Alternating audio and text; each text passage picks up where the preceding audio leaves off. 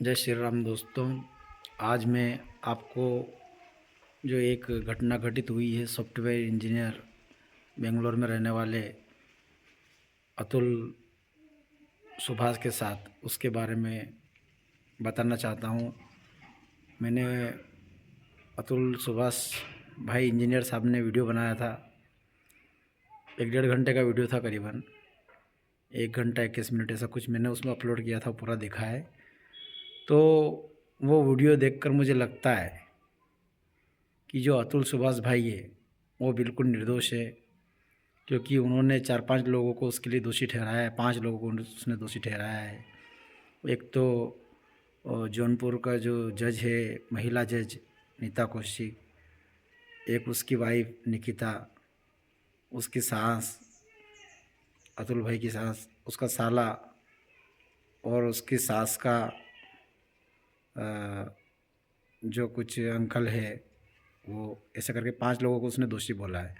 उसने पूरा जो सिस्टम है उसके साथ सिस्टम में कैसे बिहेव हुआ, कैसे क्या घटनाएं घटित हुई, ऐसा अतुल भाई ने पूरा अपने 1 घंटे 21 मिनट के वीडियो में बहुत अच्छे से समझाया। मैंने पूरा वीडियो देखा। वीडियो देखकर मुझे बहुत दुख हुआ कि उसके अतुल भाई साहब इंजीनियर के साथ बहुत बुरा हुआ। उसकी शादी होती है निकिता जी के साथ। अब शादी होने के बाद वो रहने लगते हैं साथ साथ। अब थोड़े दिन बाद उनको बच्चा हो जाता है। फिर घर वाले पैसे मांगते हैं कि हमको दुकान में सामान ख़रीदना है, तो 3 लाख रुपए चाहिए। तो वो 3 लाख रुपए दे भी देता है। फिर घर वाले बोलते हैं कि हमें और सामान लाना है, तो हमें 10-15 लाख चाहिए, ताकि हम अ, ठंड में लाएंगे, गर्मी में बेचेंगे तो अच्छा मुनाफा रहेगा। गर्मी वाले सामान लाने रहते हैं, कभी गर्मी वाले लाने रहते हैं, ठंड में बेचने के लिए बोलते हैं। इस तरीके से 15 लाख रुपए मांगते हैं। तो वो बोलते हैं चलो ठीक है देते हैं। इस बीच उनका एक नया प्लान आ जाता है। उसके जो सास ससुर जो भी है, सास और साला और ये तबेले के पास गांव में रहते थे। तो उनका प्लान था कि हम मेन मार्केट में चले जाएँ, वहाँ 1 करोड़ के आसपास मकान लेने का प्लान बनता है।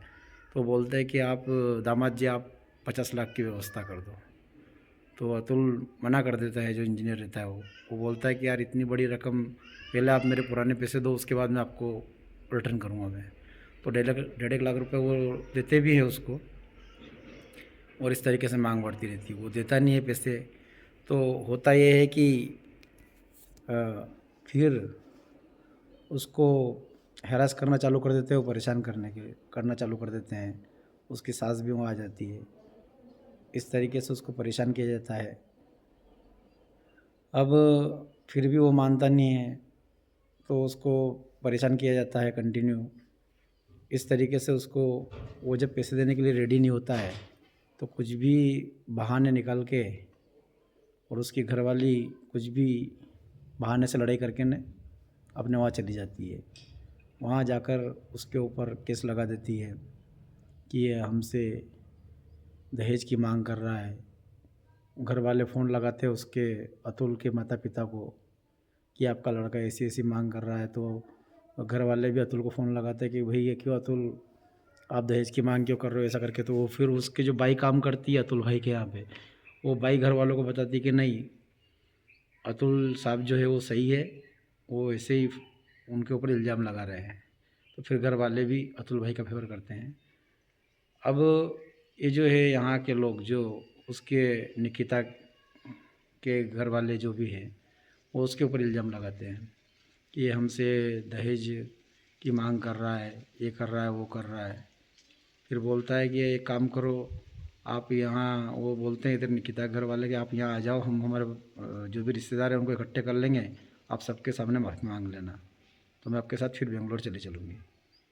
तो वो बोलता है कि नहीं, मैं नहीं आऊँगा, मैं क्यों माफ़ी मांगूँ, क्योंकि उसको भी एक सेल्फ रेस्पेक्ट होता है। तो वो जाता नहीं है। वो बोलता है अगर तुमने मुझे वहाँ बुलाया तो मैं सबको बोल दूँगा कि मैंने इन लोगों को पैसे दे रखा है, वो भी रिटर्न नहीं कर रहे हैं। तो वो बोलते हैं कि अगर तुम ऐसी बात यहाँ बोलोगे तो आप आओ ही मत, हमें कोई माफ़ी नहीं मंगवानी। अब वो केस लगा देते हैं कि इनने दहेज की मांग करी, जिसके कारण मेरे पिताजी चल बसे, ऐसे वैसे करके केस लगाते थे बहुत सारे उसके ऊपर। ऐसे करके वो बता रहा था 8-10 केस लगाते हैं। तो अतुल भाई परेशान रहता है। अब यहाँ आता है, वो जौनपुर में केस लगाते हैं। अतुल सुभाष जो है वो वहाँ काम करता है, बेंगलोर।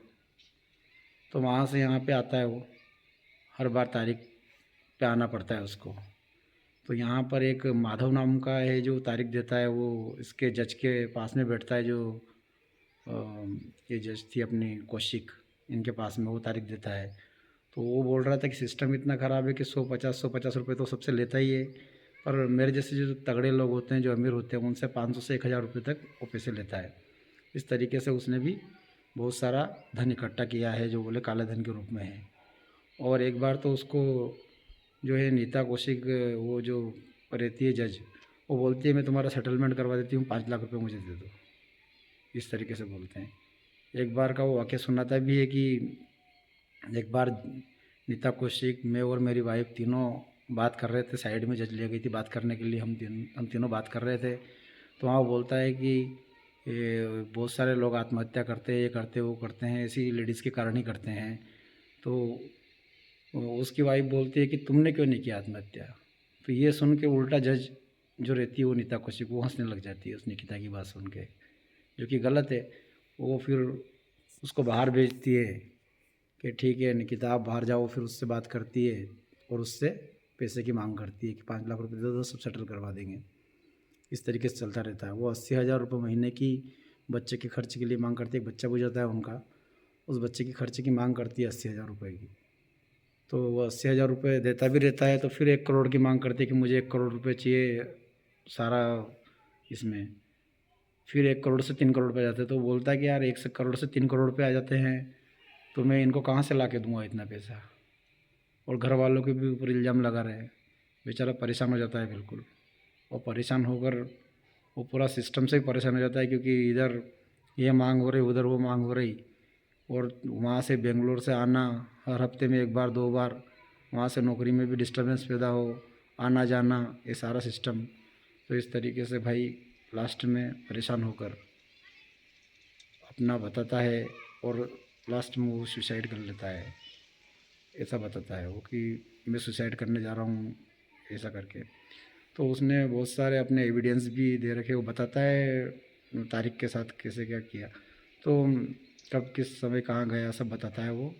तो जो अतुल सुभाष भाई का वीडियो है 1 घंटा 21 मिनट का लगभग, बहुत ही शानदार है। उस वीडियो में बहुत ही सच्चाई है। वो मैंने देखा, मुझे लगा कि नहीं यार वाकई में अतुल भाई के साथ बहुत ही बुरा हुआ है। आप भी देखिए उस वीडियो को जाकर। मतलब वो बोलता है अगर मैं कहीं गलत हूँ तो वहाँ देखिए आप, वो माधव नाम का व्यक्ति वो भ्रष्ट है कि नहीं, वो नीता जो है कौशिक वो भ्रष्ट है कि नहीं। अगर वो लोग भ्रष्ट नहीं हैं, अगर वो लोग सही हैं, तो आप मेरी जो हड्डियाँ हैं इनको नाली में बहा देना, कहीं गंगा में ऐसे कहीं विसर्जित मत करना, ऐसे बोलता है वो भाई। मतलब कितनी सच्चाई है उस भाई के इसमें, कितना उसके साथ नाइंसाफ़ी हुई है। तो इस तरीके से देखा जाए तो अतुल सुभाष के साथ बहुत ही नाइंसाफ़ी हुई है। मैं खुद ही पर्सनली अपने पॉइंट ऑफ व्यू से सरकार से दरख्वास्त करूँगा कि पुरुषों के फेवर में भी कुछ न कुछ कानून लाना चाहिए। पुरुष की कुछ सुनते ही नहीं, महिला जो लगा दे केस, डोरी का लगा दिया, ये लगा दिया, वो लगा दिया, सारे सुनते रहते हैं। भाई बेचारे को, उसको पक्ष को भी तो सुनो।